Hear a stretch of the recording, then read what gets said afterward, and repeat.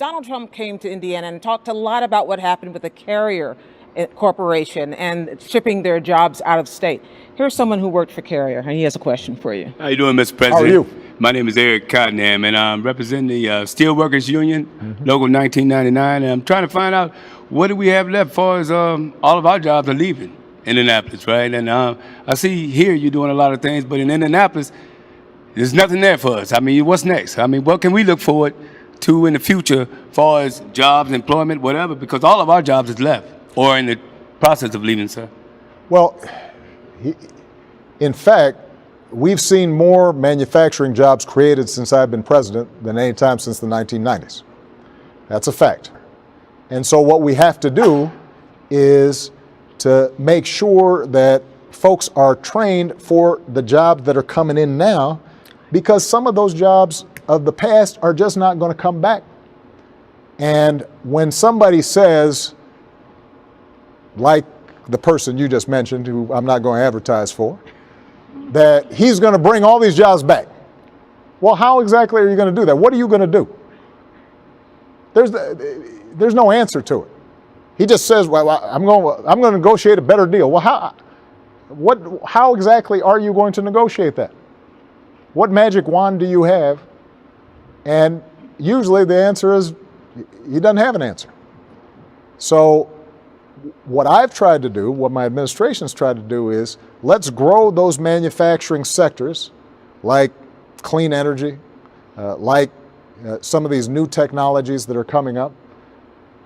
Let's focus on those. We've set up, for example, manufacturing hubs where we work with universities, local businesses, local governments to create research labs that can take something like 3D printing or nanotechnology or all kinds of stuff that I can't really explain because scientists and really smart people know all about it, and said, let's invest in this so that when the new jobs come, they're coming here.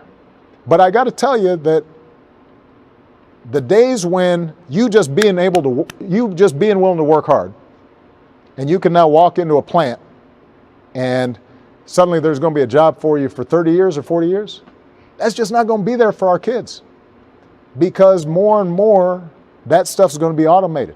And if you go into a factory, that kid's going to need to know computers or is going to need to know some science and some math, because they're not even going to be picking anything up. They're just going to be working on a keyboard.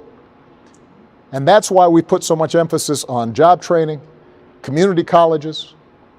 That's why I've proposed making the first 2 years of community college free, so that we know that every young person, they're going to be able to, if they're not going for a full 4-year degree, at least they're going to be getting the technical training they need for those jobs of the future. But you cannot look backwards. And that doesn't make folks feel good sometimes, especially if it's a town that was reliant on a couple of big manufacturers. Thank you, everybody.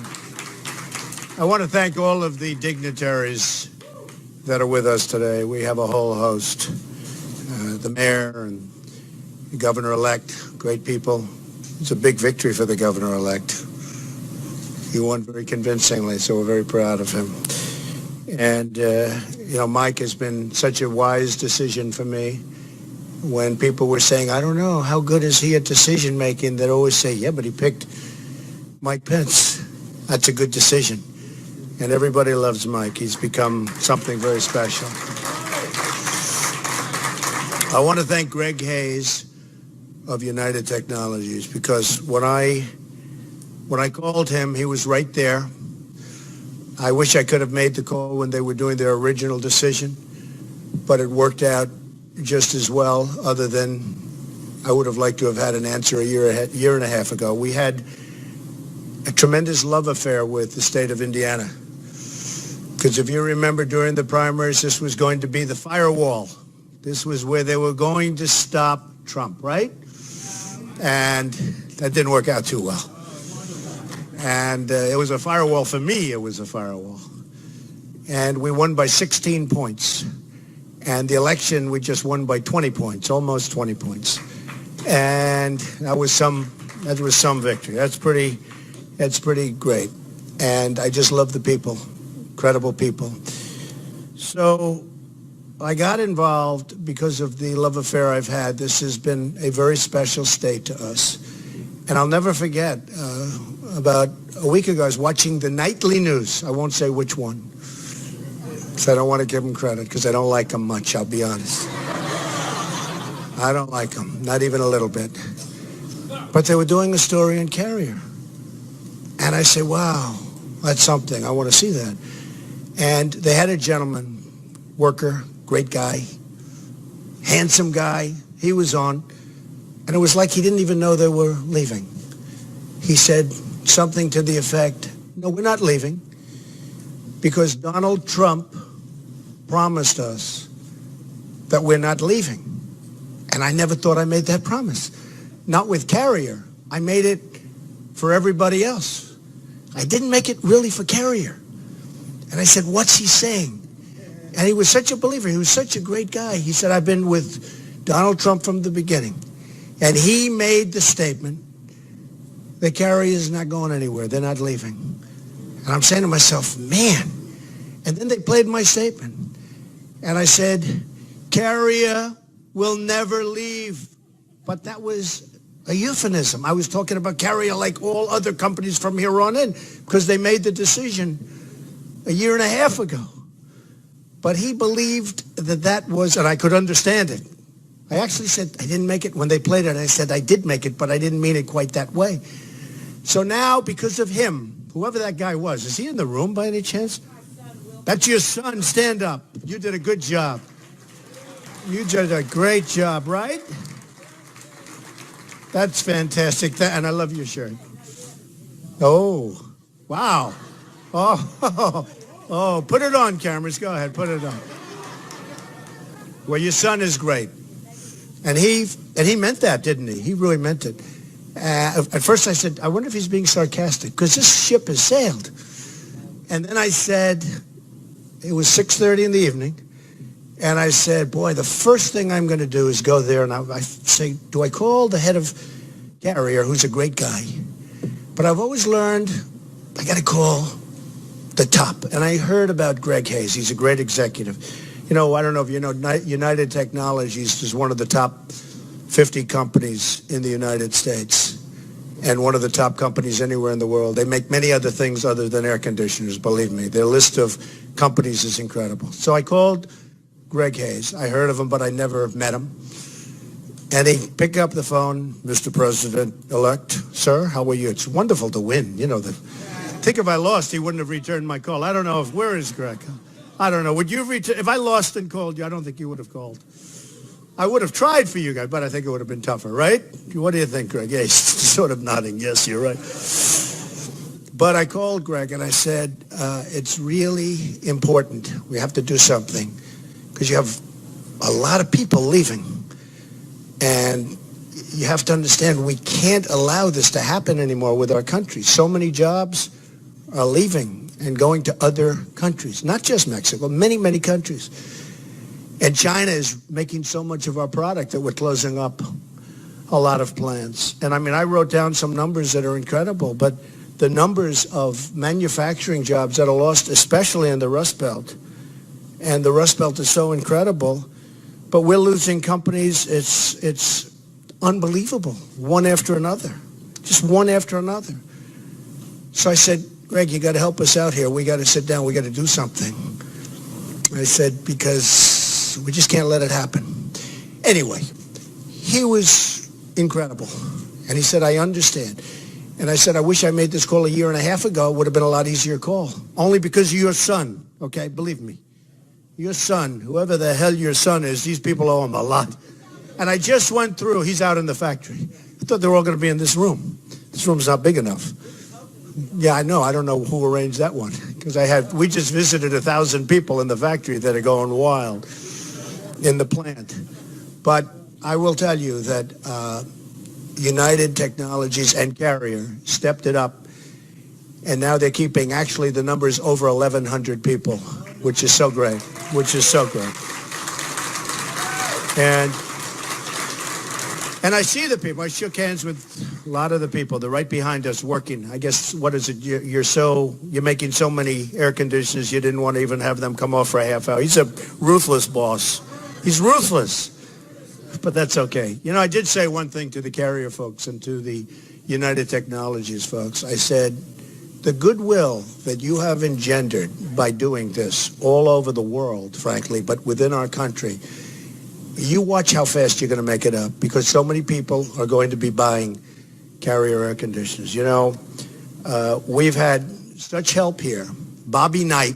Nobody in Indiana ever heard of Bobby Knight. How great is Bobby Knight? Lou Holtz, Gene Cady. We had such incredible support. But I'll never forget, a friend of mine called up and said during the primaries, he said, you know, if you could get Coach Knight. And I said, you know, Coach Knight called me a year ago. This is a year before I decided to run. He said, if you ever run, I'm supporting you.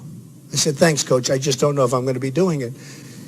And then when he said, if you could get Coach Knight, I'll tell you, I got Coach Knight. How good was Bobby Knight as far as we're concerned in Indiana? Is that right?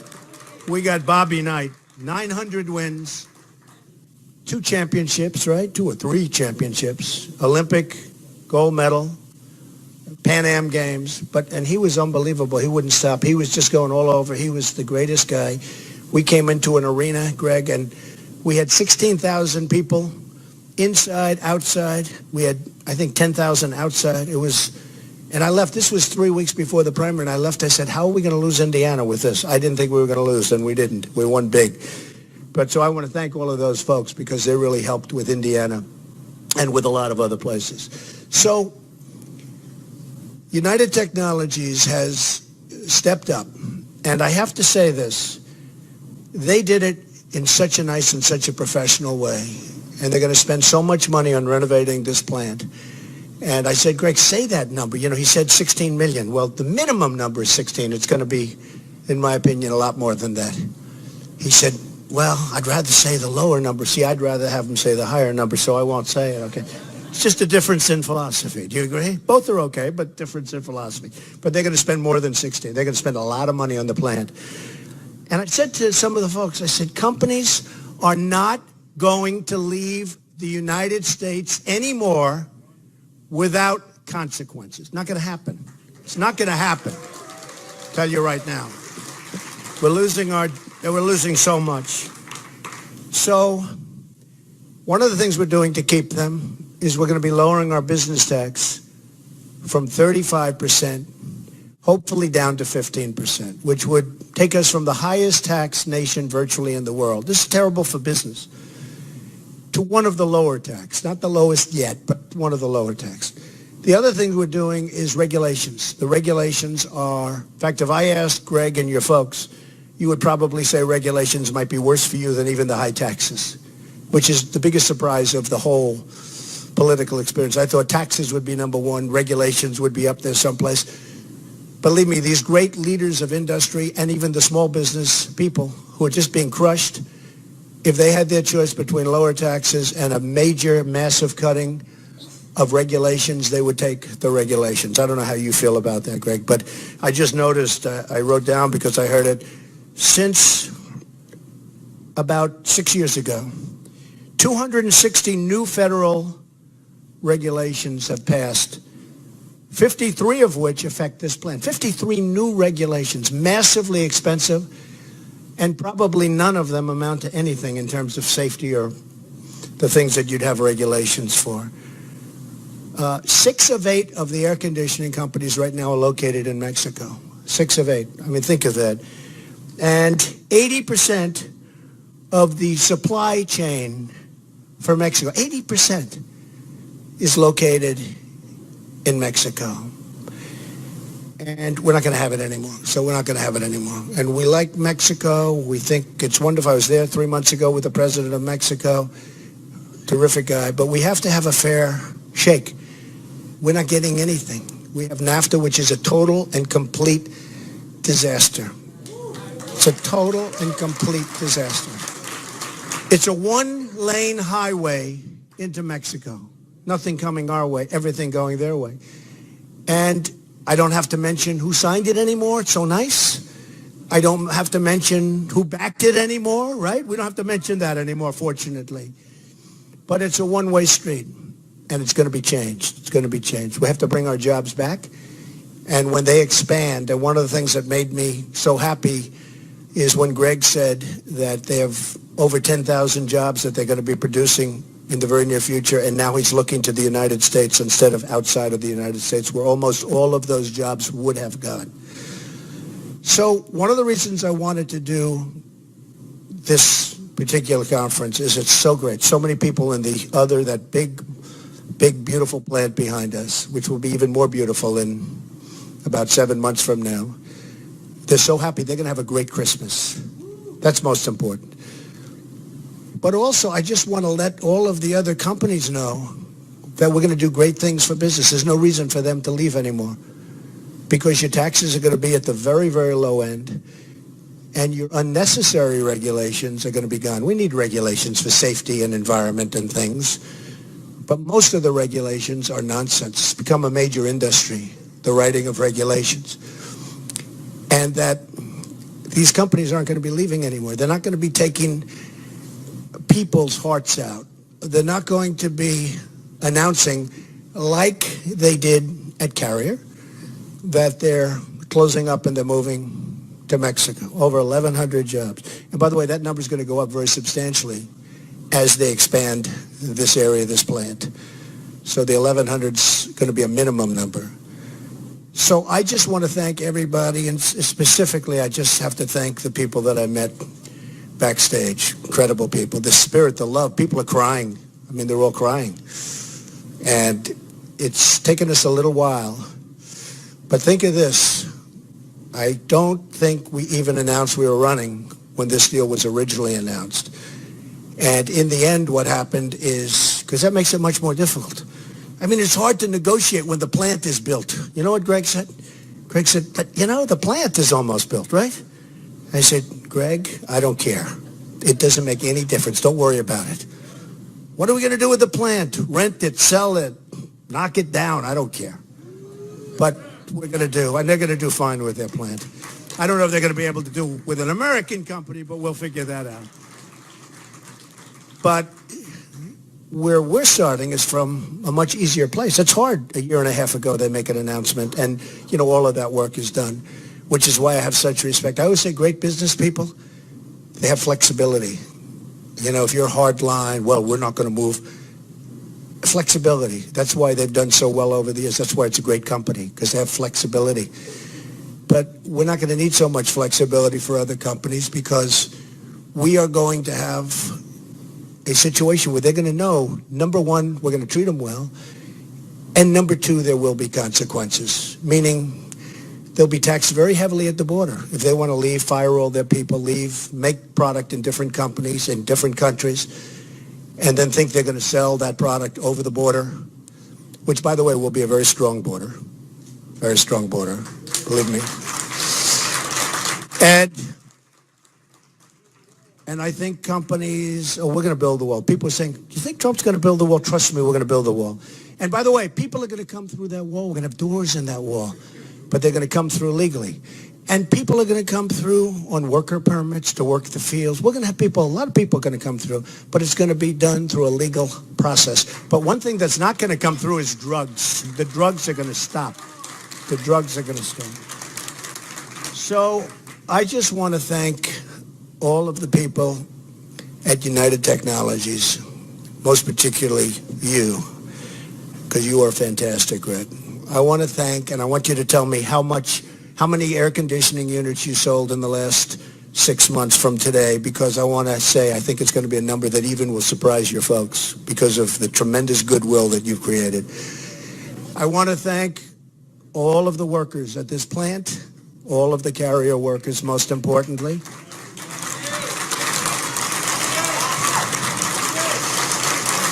I want to thank my great Vice President-elect, because I'll tell you what, one of the really good decisions, but I want to thank Mike, and we're going to be doing this, and if I have to tell you, during speeches, I'd say, they have a great Christmas and a fantastic New Year. Thank you very much, everybody. Thank you. Thank you. Thank you very much.